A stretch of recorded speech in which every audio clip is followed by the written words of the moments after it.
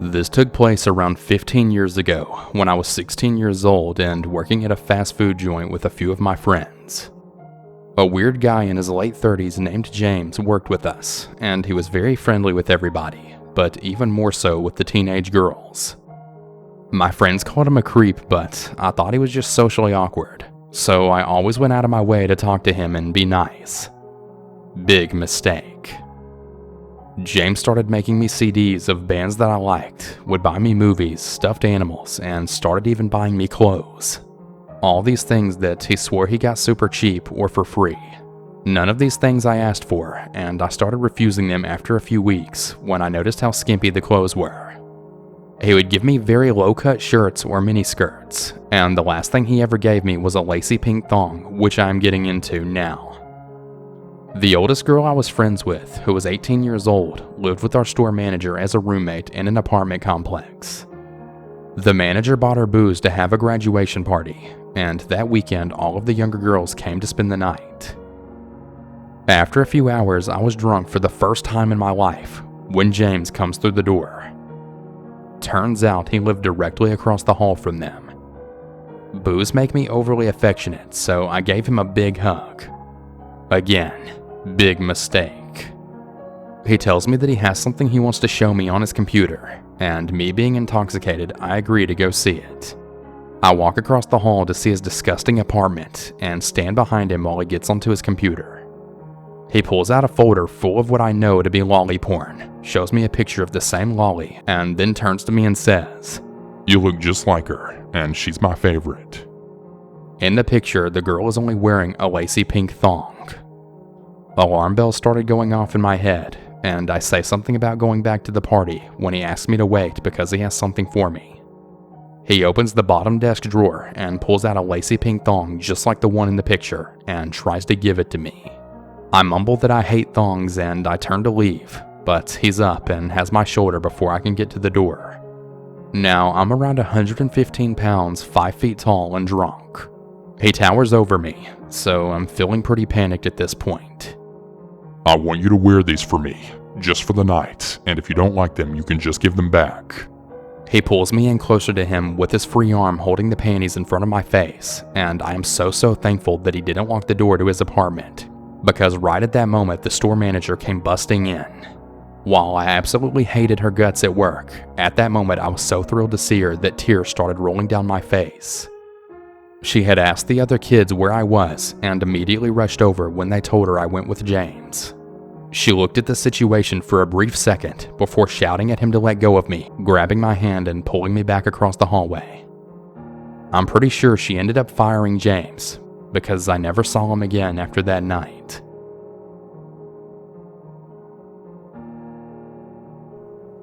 Back when I was 17 to 19 years old, I worked at a small local bakery. There were less than 15 employees spread across all night and day shifts, so we only had a few people working during the day. One of these people was Dave, the delivery driver.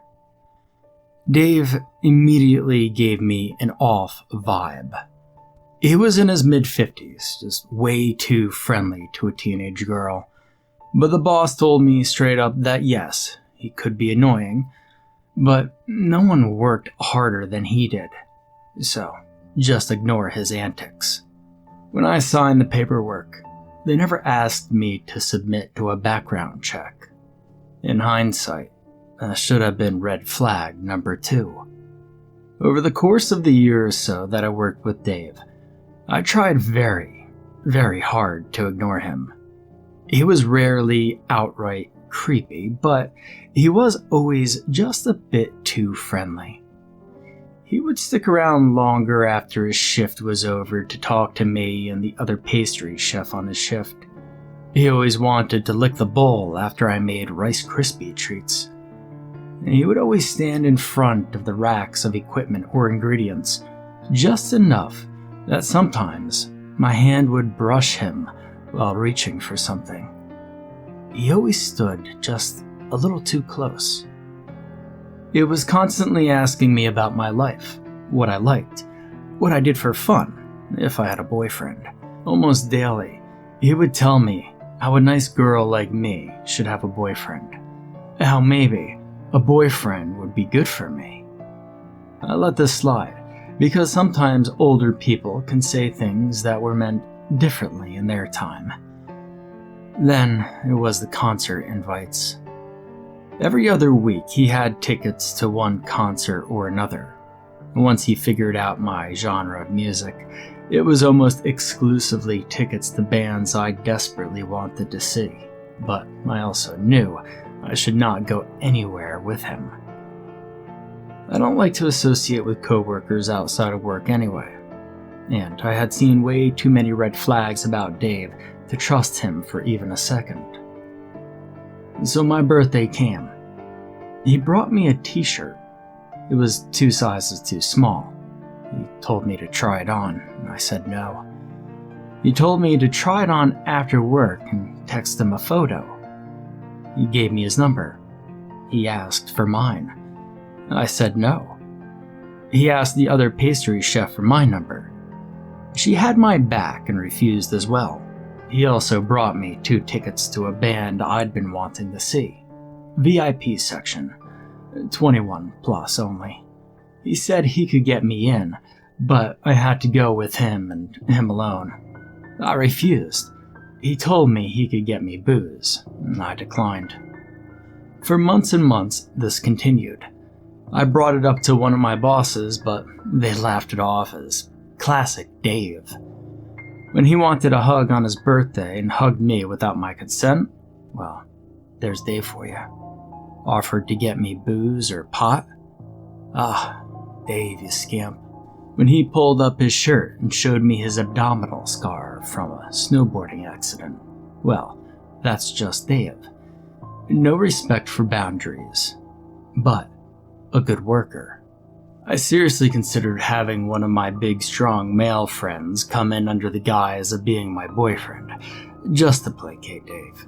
I was repulsed by him, but he hadn't really done anything to classify himself as a predator. Besides asking for my number, he had never tried to harass me outside of work hours, and besides the odd hug or two that I was too afraid or shy to refuse, he hadn't gotten super physical. Then one day, Dave was gone. His name disappeared from the employee roster. My boss asked to see me in the office. She informed me that Dave was no longer employed at their business. Dave had been fired. Dave was fired because Dave was a convicted sex offender. Davey here had 2 counts of rape and 1 count of kidnapping a minor from the mid-90s, about the time I was born actually. They had never background checked him, and when they contacted a friend in the police department, they found out that Dave had been lying on lots of paperwork, hiding the fact that he was a convicted felon, and not notifying anyone when he moved. Once they brought this information to the police department's attention, they had a few more charges to add. They found out because apparently he had been stalking and harassing one of the clients he delivered to, showing up at her home when he should not have known where she lived. After his termination, Dave showed up to work one day. He had a weapon, but I never found out what he had. They told him to leave or the police would be called. He ended up leaving in handcuffs. I'm just so thankful I wasn't there that day. Another little tidbit, the police officer my bosses knew had been in the PD for a while and knew one of the officers who had arrested Dave in the 90s. That abdominal scar was from a run-in with the cops. He got injured trying to climb over a fence. That was a few years ago, but sometimes I still think about how badly things could have gotten had I gone to even one of those concerts with him. So, Dave, I really hope to never meet you or see your disgusting face ever again.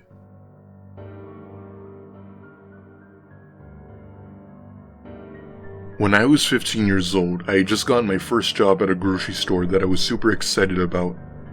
My first several weeks went well as I learned to bag groceries properly. Who knew there were so many rules about that? and generally cleaning around the store. There was only one problem. A guy I will call Creepy Chris, not his real name for this post. Creepy Chris was at least 20 years old, stick-thin, and didn't have any idea about personal space. I was a short, 15-year-old girl that was quite plain, so I really hadn't had to deal with any male attention before. Creepy Chris would often come over to help me, but mostly would just stand really close behind me while I was bagging groceries. He often got snapped at by the assistant manager for not working at his assigned registers while doing this. He also liked to go outside at the same time as me when I would go take a cart out with a customer so he could make some awkward conversations as I returned inside with the cart. He never touched me, but he was always just there and uncomfortably close. I was a kid and felt that there wasn't enough to complain about. Plus, this was my first job and I didn't want to mess that up. I asked Creepy Chris to move back a couple of times, but I'll admit I wasn't very forceful about it. Now to the end of the story. I was asked by my floor manager to clean the bathrooms. I went to the back room to get the mop and broom. While I was waiting for the mop bucket to fill, Creepy Chris came in and started talking to me. The mop sink was in the corner as he talked to me. He moved closer and closer, blocking my exit, literally cornering me. I desperately looked around, but the back room was empty. I just blurted out, Chris, can you please move back? I need to clean the bathrooms." I turned off the water and turned back around, and he was right behind me. Our shoes were toe to toe. He then asked, "And what if I don't move?" I said, "Then I'll have to hit you with the broom if you don't." I really didn't think I could hit anyone. I never had hit anyone before in my life, and apparently Creepy Chris thought it couldn't hurt him either. Just then, Creepy Chris took a step forward. I was terrified. This guy had stalked me for weeks, and now he was so close to that the front of his shirt was touching mine. I felt I had no choice. With a surge of adrenaline laced speed, I swung the broom over my head like a fly swatter and hit him on top of his head. This broke the broom and sent him to the floor. I dropped the broom, jumped over him, and booked it to the only place I knew I had to lock, the women's bathroom. It was a good thing I did this because he came after me and started banging on the bathroom door asking why I hit him and that it was all just a joke. I sobbed in the bathroom, glad that the lock to the whole bathroom was a simple twist lock. I felt very alone at this moment because I had no way to let anyone know as to where I was and what had happened. His banging suddenly stopped and was replaced by a key turning in the lock. I raced into a stall to lock myself in, but it turned out it was just my female manager to come to question me about what had happened. I was never told, but I guess a shopper reported him on banging on the door.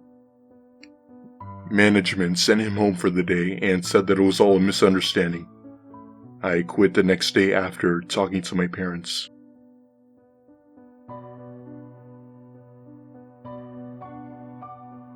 I used to work in retail shortly after graduating high school for a certain sunglasses retailer. The dress code for women was business casual but fashionable, being that it was a high-end retailer. The store was in an outdoor mall, so everything was a standalone shop. I had been there for about a year when this happened and was to the point that I was opening and closing the store on my own, counting the cash and making deposits. It was a summer night, so I was wearing a skirt that day. I'll admit, one that was a little shorter than I would dare to wear to my 9-to-5 now. We were short-staffed that day, so we had a rep from another store helping me out that evening. I can't remember his name, so we'll call him Joe. He was fine for most of the day, and we actually had a mutual friend, so I was comfortable. Until closing time. We had locked the doors from the inside and began our night duties. Mine was closing out the cash register while Joe did whatever the hell he was doing. I wasn't too concerned since it wasn't his store and didn't feel like explaining where things were to him. It was getting pretty late, so the strip mall started shutting lights off, setting the tone for that creepy night I was about to encounter. Standing at the register, my back towards the stockroom where Joe was, I felt what I thought was a fly on the back of my thigh. I brushed it away and kept going through the closeout process, which was a minute or two from completing and leaving. About 30 seconds later, I felt a prick on my thigh in the same spot. I turned around to see what was touching me. And there was Joe, crouched down on the ground trying to look up at my skirt with his index finger barely touching my upper thigh, literally right behind me. Joe jumped up and I walked to the back. Needless to say, I'm fucking panicking inside. It was late enough so that no one was walking around the center anymore and was quite dark out. I tried to remain calm and act like I didn't see him, afraid that if I freaked out he would do something crazy. I quickly grabbed the deposit bag, grabbed my purse and keys and told him everything was done and that we could go for the night. To get the parking area, you had to wind through various walkways to a large parking lot that stretched along the backside of the retail center. It was probably a 3 or 4 minute walk in total to get to the parking lot. Joe walked next to me, not saying anything until we were halfway to the lot. "You need a ride to your car?" he asked. "No thanks, my car is just right over here, thank you though." He asked me a couple more times, where I still politely declined. Finally, he answered with, "Let me take you to your car." At this point, I booked it to my car, and he thankfully didn't follow me. I got in, locked the doors, and drove off. The next day, I called up my manager, explaining the story, pretty much crying because I was still so shaken up. HR called me, which is a big deal because this is a big corporate company. They explained I don't have any proof and the best they could do is not schedule us together. I was pretty pissed off, but glad that I didn't have to work with him. For some reason, I ended up looking him up on our county court records later that day. Lo and behold, there he was, with past charges for sexual assault. I called my manager and told him. Needless to say, he was fired over HR and was extremely apologetic. I'm sure hoping there wouldn't be a lawsuit.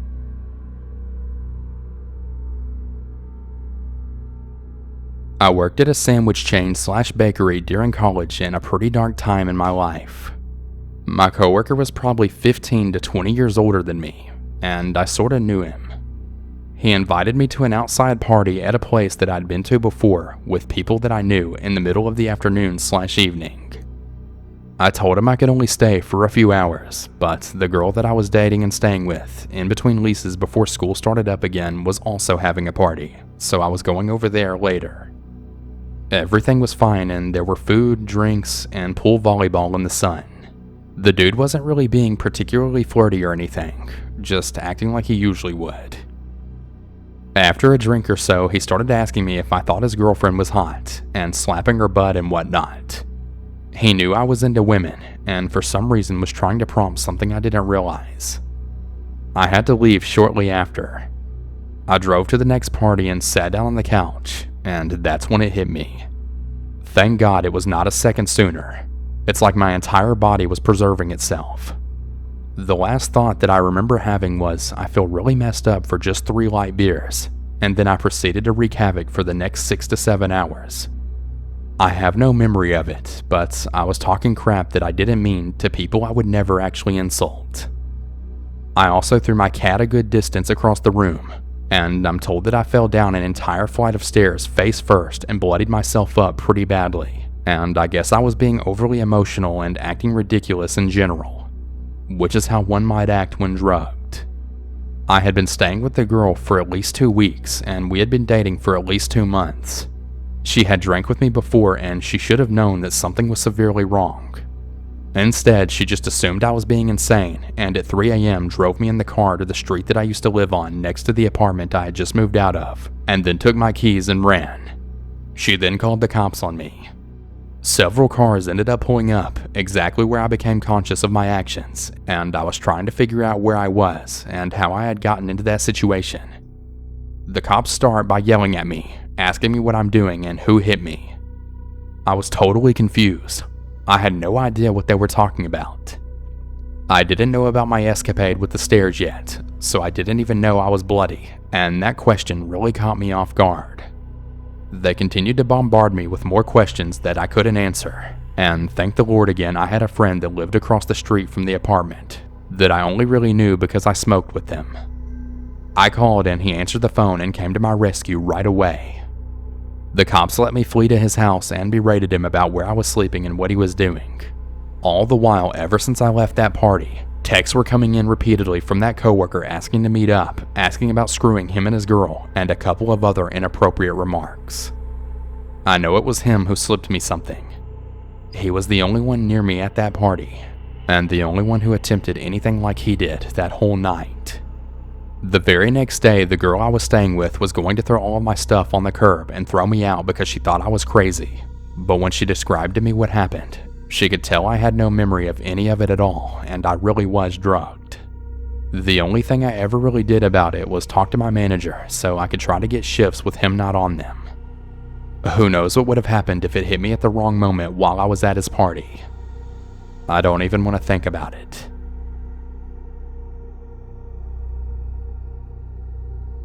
This was my first job while studying psychology at a university, so literally every living moment I was not at university, I was at work. I worked as an AV technician in a bank, and at this point I had been there for at least 2.5 years. We had a position to fill within the team, and we interviewed a man named Sam. He came across so well in the interview, polite, kind, intelligent, and just everything that we wanted in a new employee. He had mentioned during his interview that he needed 3 days off within the next 2 weeks, as he had a funeral for his partner who had just recently passed away. We were completely understanding. He was hired and then started a week later, which I greeted with pleasure as he was such a character to be around. His outgoing personality and the way he came across instantly became a telltale sign that he was homosexual. And sure enough, a few days after we knew him, he came out to us. None of us had a problem. It brought some bubbliness to the office that we hadn't had in quite a while, and it instantly confirmed the use of the word partner rather than wife. A couple of us in the office thought it was kinda weird that he trusted us enough so quickly to tell us something so personal, but oh well. I felt like we all got along like a house on fire. We were always constantly chatting while training.